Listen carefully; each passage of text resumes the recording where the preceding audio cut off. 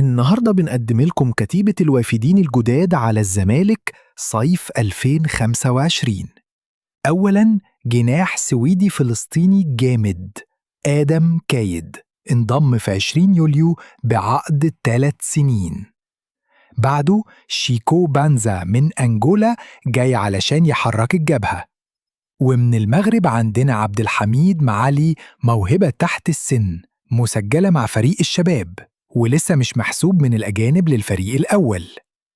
وكمان الأهلاوي بقاله فترة معانا عمر فرح، مهاجم فلسطيني انضم سبتمبر اللي فات ولسه ضمن الفريق الأجنبي. ولا ننسى محمود بن تايج الظهير المغربي اللي جنب بالإعارة واتفعل شراؤه رسمياً في مارس 2025. استعدوا لموسم جديد. قناة أبولو. إذا عجبك الفيديو لا تنسى الإعجاب بالقناة وتفعيل زر الجرس.